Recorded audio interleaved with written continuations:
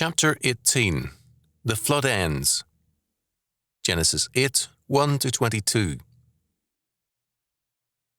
And God remembered Noah and every living thing, and all the cattle that was with him in the ark. And God made a wind to pass over the earth, and the waters assuaged.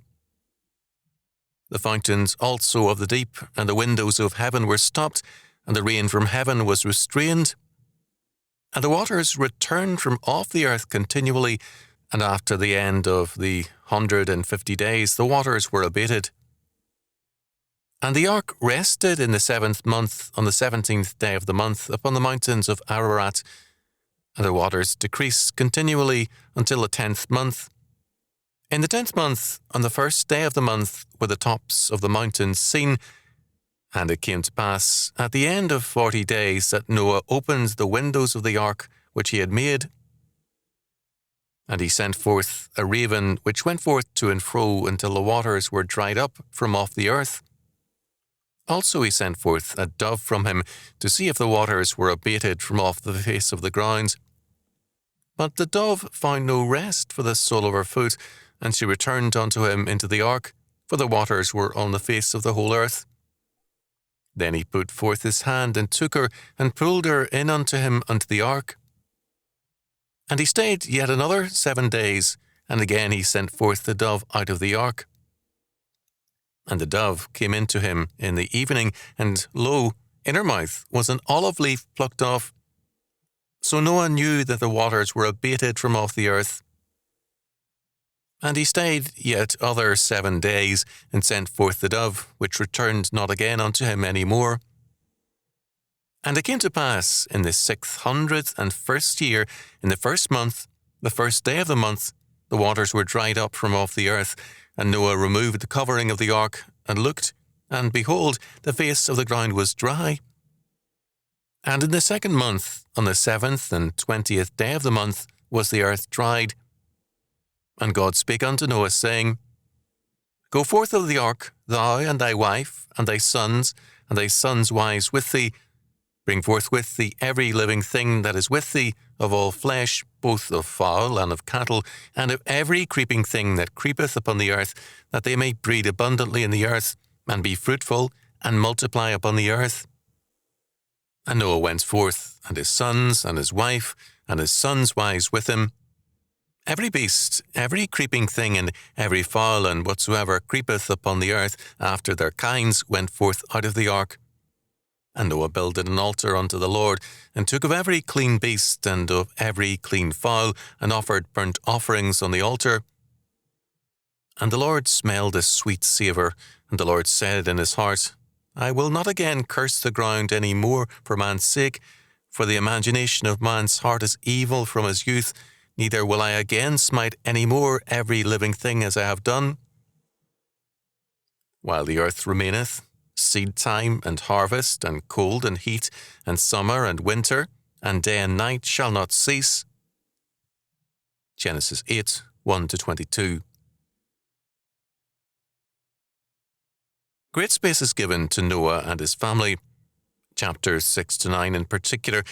The focus is not simply on the flood, but on Noah and his family, and all the animals, birds, and insects. In the midst of a cataclysmic judgment, God's particular providence is stressed.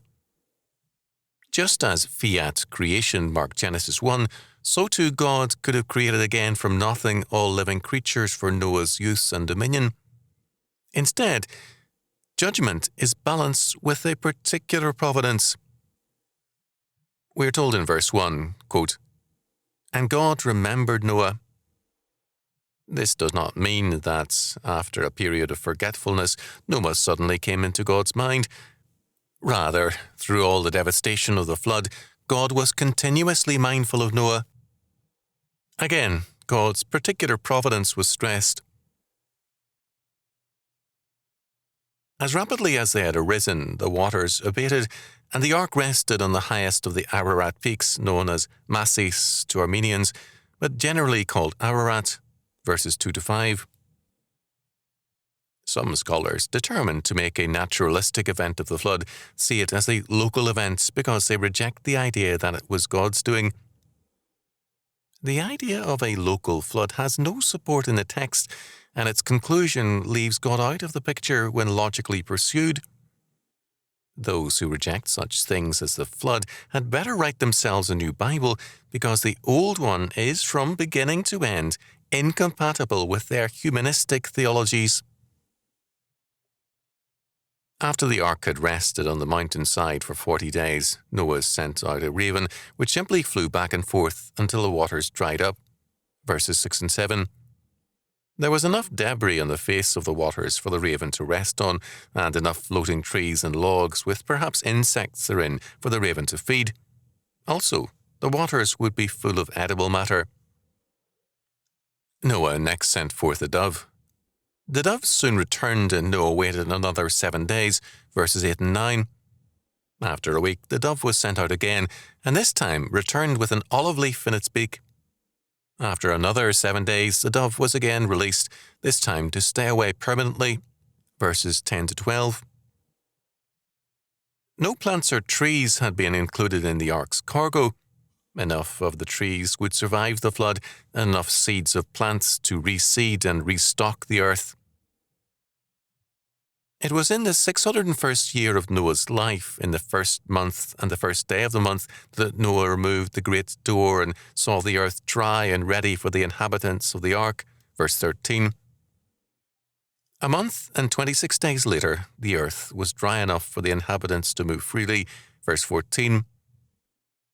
Because the olive tree is not a high-altitude tree, the dove, in bringing it to Noah, made him realize that the ground at lower altitudes was now producing life.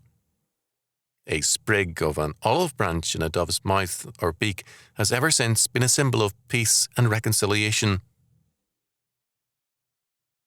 All this was a part of God's providential purpose. Because God is good, there is nothing outside of him and his will, so that every leaf and every drop of water comes from his ordination. In Lange's words, quote, God's dominion is as great as God himself, end quote. The flood remade the face of the earth so that the geographical references prior to the flood have little correlation to those that followed it. The continents, oceans, and mountains were altered by the gigantic eruptions and upheavals. The land below the ice, for example in Siberia and Antarctica, indicates a once semi-tropical climate. The environment was now more hostile, as was the weather, and man's lifespan soon decreased. The fossil record points to a flood. As Morris said of evolutionary ideas, quote, thus, the theory of evolution is assumed in building up the geological column, and then the latter is taken as the main proof of the theory of evolution. End quote. In verses 15 to 20, we are told that God told Noah at this time to leave the ark and to release all the creatures that had been aboard the ark. These could all have been in semi-hibernating condition. Now they left the ark to spread out over the earth. Noah's next step was to build an altar to make a sacrifice of every clean beast and fowl, of which he had brought in 7 of each. These were burnt offerings. Burnt offerings mean complete surrender to God. Noah, having seen God's complete judgment on an apostate world, now showed his gratitude for deliverance. His is a sacrifice to signify his readiness to submit completely to the will of God. His salvation was a great one, and his gratefulness was commensurate as far as he could humanly manifest it. God found the sacrifice completely acceptable. It had been made without command by Noah. God's decision is of especial interest. First, quote, I will not again curse the ground any more for man's sake, end quote. The reference is to the curse of the flood. The curse of Genesis 3:17 remains, and only the new earth of Revelation 22:3 will see it removed.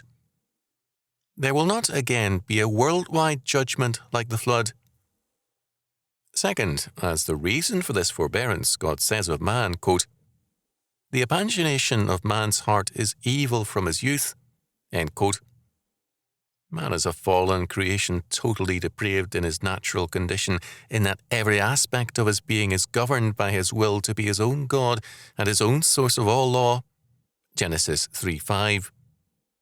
Now that man no longer has his earlier longevity, the scope of his sin and his evil imagination is diminished.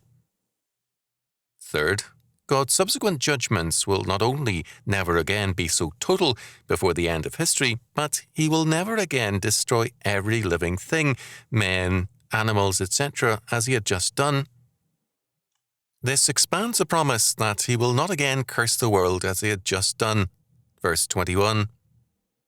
A fourth promise by God is that the seasons, the weather changes and day and night, quote, shall not cease, end quote, as long as, quote, the earth remaineth. Verse 22. God's judgment is followed by God's mercy. God's providence is both general and particular. Major events and trends are in his general providence, and in his particular providence the very hairs of our head are all numbered. Matthew 10:30. We are thus never alone.